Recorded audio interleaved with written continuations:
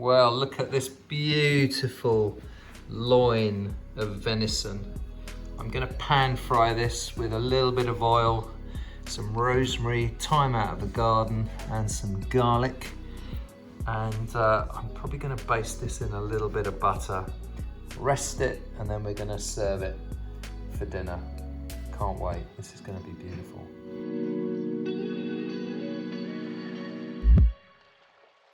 I've placed a knob of butter and a tablespoon of vegetable oil in this pan, and it's on a medium heat. Into the pan goes the herbs and garlic. I'll take these out once they've done their work. In goes the venison loin. I'm leaving the meat unseasoned for now, as I want to add seasoning once it's on the plate. This is a loin of Chinese water deer. I butchered a whole carcass earlier this spring. I've got a video on this coming out in the very near future, so if you want to see that, please do subscribe to the channel and hit that bell icon so that you get notified as soon as it's up. I'm aiming to brown the surface of the meat. The Maillard reaction on the surface of the meat, along with the garlic, butter and herbs, all helps to build flavour while we cook this lean piece of venison loin. Brown the entire surface of the venison loin, turning the meat around so all sides get a nice even browning. Move the meat around the pan whilst it cooks. This helps to get more flavour onto the meat.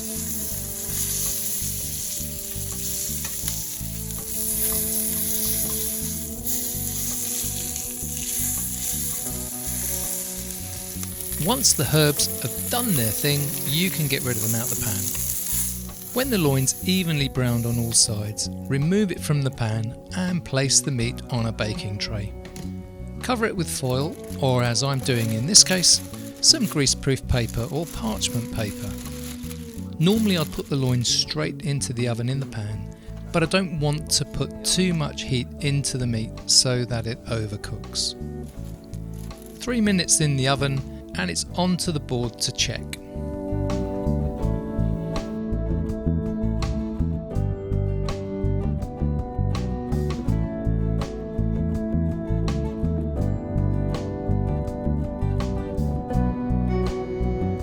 This is a little underdone for me, but I know some people who would find this okay for their tastes. Not to worry, if this happens to you, wrap the meat back up into the parchment and pop it in the oven for a further 2 or 3 minutes. This should complete the cooking without any problems at all. Just taking it out the oven, I'm gonna stick that on top of it and rest it. When that's done, the meat should look perfect. And that's now ready to plate.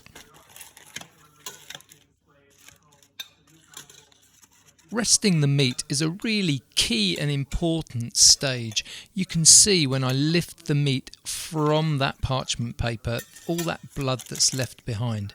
If you don't rest the meat, that's what's going to be on your plate. And it looks absolutely delicious.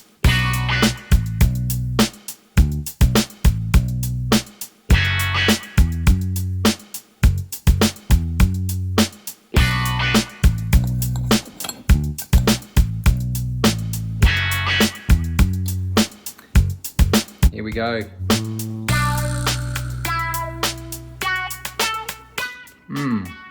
That's so beautiful. Incredibly tender. Got that lovely irony rich flavour. Absolutely delicious. Highly recommend that. I'm gonna go and eat the rest of it now. If you want to see the video of me butchering this whole Chinese water deer, then subscribe to the channel. Click that bell icon so that you get notified as soon as that video goes up.